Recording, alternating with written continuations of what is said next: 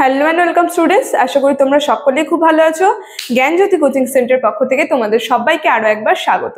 তো আমি মীরা ম্যাম, আমি আজকে তোমাদের সেমিস্টার থেকে বাংলা বিষয় থেকে আবার একটি নতুন টপিক নিয়ে চলে এসেছি।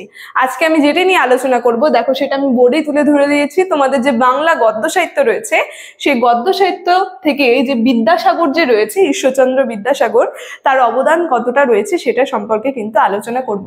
আলোচনাটা শুরু করার পূর্বে তোমাদের ছোট্ট করে একটা ইনফরমেশন দিয়ে দিই। দেখো বোর্ডের কর্নারে তোমরা দুটো নাম্বার দেখতে পারছো। এটা হচ্ছে আমাদের জ্ঞানজ্যোতি কোচিং সেন্টারের অফিসিয়াল হেল্পলাইন নাম্বার। এখানে তোমাদের অনলাইনে ক্লাস করানো হয়, তার সঙ্গে তোমাদের নোটস দেওয়া হয়। তো তোমরা যারা যারা আমাদের সঙ্গে অনলাইন ক্লাসে যুক্ত হতে যাচ্ছ, তারা উপরে দেওয়া নাম্বার দুটির সঙ্গে যোগাযোগ করে কিন্তু আমাদের সঙ্গে যুক্ত হয়ে যেতে পারবে। ঠিক আছে, তাহলে আলোচনাটি আমি শুরু করছি। দেখো, প্রথমেই বললাম তোমাদের যে গদ্য সাহিত্য রয়েছে, সেই গদ্য সাহিত্য থেকে ঈশ্বরচন্দ্র বিদ্যাসাগর যে আছে তার অবদান সম্পর্কে আমি আলোচনা করব।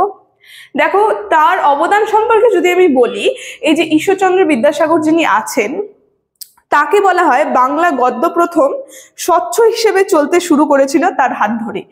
এই যে বাংলা গদ্য সাহিত্য রয়েছে, সেটা যে একটা স্বচ্ছ আকার, মানে একটা পরিষ্কার, কোনো ত্রুটি ওখানে আমরা দেখতে পারবো না। ঠিক আছে, এই ভুল ত্রুটি ছাড়া একটা পরিষ্কার এবং স্বচ্ছ বাংলা গদ্য সাহিত্য যদি আমরা দেখি, যার হাত ধরে শুরু হয়েছিল, সে কিন্তু এই বিদ্যাসাগরই ছিল। ঠিক আছে, দেখো, এবং তার যে অবদানগুলি রয়েছে, সেই অবদানগুলি সম্পর্কে আমি এক একটা ছোট ছোট পয়েন্ট করে দিয়েছি। এই পয়েন্টগুলো ধরে ধরে আমি আলোচনা করব। দেখো, প্রথমে আমি লিখেছি তাকে হচ্ছে যুগ শিল্পীর কবি বলা হয়। এটা খুবই গুরুত্বপূর্ণ। এই যে বিদ্যাসাগর যিনি আছেন, তাকে কিন্তু যুগ শিল্পীর কবি বলা হয়। ঠিক আছে, আর তার যে রচনা, তিনি যে রচনাগুলো করেছিলেন বাংলা গদ্য সাহিত্যে, দেখো তিনি হচ্ছে বাংলা গদ্যের যথার্থ শিল্পী। দেখো এখানে আমি লিখে দিয়েছি, তিনি এই যে বাংলা গদ্য সাহিত্য রয়েছে, সেই বাংলা গদ্য সাহিত্যের একজন যথার্থ শিল্পী ছিলেন। ঠিক আছে, তার অবদান নিয়ে যতটাই আলোচনা করব, দেখো বলেছি তার পরের পয়েন্টে আমি পরের লাইনে আমি বলেছি যে বাংলা ভাষায় প্রথম কলা নৈপুণ্যের অবতারণা করেন তিনি। এই যে বাংলা ভাষায় কলা নৈপুণ্য রয়েছে, সেই কলা নৈপুণ্যের অবতারণা কিন্তু তিনি করেছিলেন।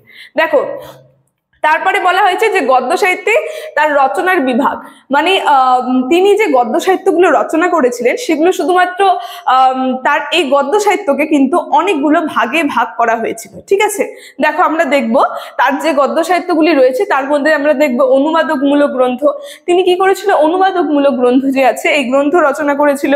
তারপরে সংস্কারমূলক গ্রন্থ, মানে তার যে রচনাগুলি, সেই রচনাকেই কয়েকটা ভাগে বিভক্ত করা হয়েছে। আমরা প্রথমে দেখলাম অনুবাদকমূলক, তারপরে রয়েছে শিক্ষামূলক, ঠিক আছে, তারপরে রয়েছে সমাজ সংস্কারমূলক, তারপরে রয়েছে লঘু রচনা, তারপরে রয়েছে মৌলিক। ঠিক আছে, মৌলিক রচনা। ঠিক আছে, এই যে এই ধরনের পাঁচটা পার্টে, মানে পাঁচটা ভাগে তার যে রচনা, তার গদ্য সাহিত্যগুলোকে কিন্তু বিভক্ত করা হয়েছে। এবার দেখো, তারপরে আমি লিখেছি তার যে অনুবাদকমূলক গ্রন্থ যে রয়েছে, সেই গ্রন্থ সম্পর্কে কিন্তু আমি এখানে লিখেছি। দেখো, তার অনুবাদকমূলক গ্রন্থ যদি আমরা বলি, বিদ্যাসাগরের যেগুলো আছে, সেগুলো হচ্ছে কালিদাসের অভিজ্ঞান শকুন্তলম থেকে শকুন্তলা।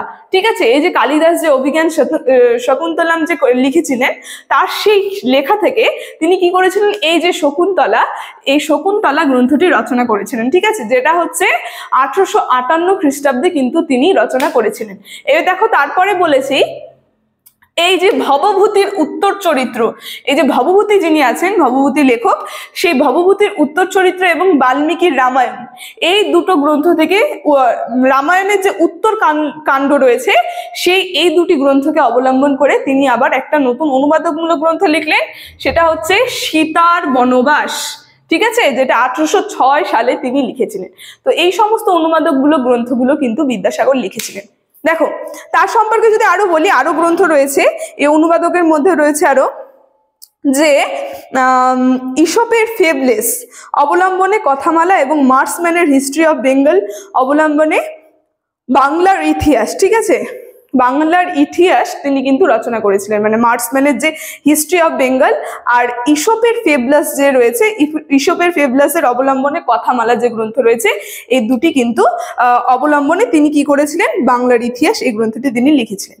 ঠিক আছে, দেখো, তারপরে বলেছি তার অবদান সম্পর্কে যদি বলি, তার যে গ্রন্থগুলি কি কি বিষয় নিয়ে ছিল সেগুলো হচ্ছে বিধবা বিবাহ প্রবর্তন, বহু বিবাহ রোধের জন্য বিদ্যাসাগর কলম ধরতে হয়েছিল। এই যে সমাজ সংস্কার, সব থেকে আমরা যেটা দেখব বিদ্যাসাগর সমাজ সংস্কারে কিন্তু গুরুত্বপূর্ণ ভূমিকা পালন করেছিল। এই যে বিধবা বিবাহ প্রবর্তন, বিধবা বিবাহ, তারপরে হচ্ছে বহু বিবাহ, এই যে এই সমস্ত সমাজ সংস্কারমূলক কাজ কিন্তু তিনি তার করেছিলেন, ঠিক আছে। এই কারণে কিন্তু তিনি কলম ধরতে বাধ্য হয়েছিলেন। তারপরে কি বলেছে দেখো, ফলে সমাজ সংস্কারমূলক গ্রন্থগুলি ভিন্ন গদ্য আমরা দেখি। যেমন বিদ্যাসাগরের সমাজ সংস্কারের মধ্যে রয়েছে বিধবা বিবাহ চলিত হওয়া উচিত কিনা, এত বিষয়ক প্রস্তাব এবং বিধবা বিবাহ রহিত হওয়া উচিত কিনা এত বিষয়ক বিচার, ঠিক আছে। এই যে বিধবা বিবাহ হওয়া উচিত কিনা এটা নিয়ে একটা প্রস্তাব, আবার হচ্ছে এটা নিয়ে একটা বিচার, এই সমস্ত কিন্তু তিনি তার গ্রন্থগুলির মধ্যে লিখেছেন, ঠিক আছে। রসিকতার সঙ্গে তিনি লিখেছেন যে হচ্ছে হলো কৃষ্ণকমল যে রয়েছে, কৃষ্ণকমল ভট্টাচার্য কবি, তিনি হচ্ছে রসিকতার সঙ্গে তার যে রচনা, যে গ্রন্থগুলি সেগুলো সম্পর্কে লিখেছেন। দেখো, এইরূপ উচ্চ অঙ্গের রসিকতা বাংলার ভাষায় অতি অল্পই আছে। এই যে এই সমস্ত উচ্চ অঙ্গের যে রসিকতা তার রচনাগুলি যে বিদ্যাসাগরের ছিল, তো বাংলা এগুলো আমরা খুবই কমই দেখতে পাবো। তো বাংলা গদ্য সাহিত্য বলতে আমরা যা বুঝি, বিদ্যাসাগরের হাত ধরেই কিন্তু তা প্রথম শুরু হয়েছিল। বাংলা যে গদ্য সাহিত্যের রীতিটা, এটা কিন্তু বিদ্যাসাগরের হাত ধরেই প্রথম শুরু হয়েছিল।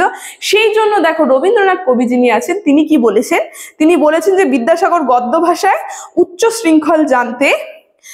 শৃঙ্খল জনতাকে সুশৃঙ্খল এবং সুবিভক্ত এবং সুবিন্যাস, সুপরিচ্ছন্ন এবং সুসংযত করিয়া তাহাকে সহজ গতি এবং কার্যকুলসতা দান করিয়াছিল। দেখো কি সুন্দরভাবে বলেছে, তিনি সমাজ সংস্কারে এই সমস্ত কাজ কিন্তু তিনি করেছিল তার লেখনী, তার রচনার মধ্যে দিয়ে, ঠিক আছে।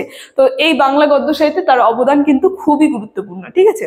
দেখো, তো আজকে এই যে বিদ্যাসাগর যে রয়েছে তার গদ্য সাহিত্য বিকাশে তার যে অবদান, এই অবদান সম্পর্কে আলোচনা আমার এতটুকুনি ছিল। আলোচনাটি আমি এখানেই শেষ করছি। ভিডিওটি যদি ভালো লেগে থাকে অবশ্যই like, comment, share and subscribe করে দেবেন। Thank you.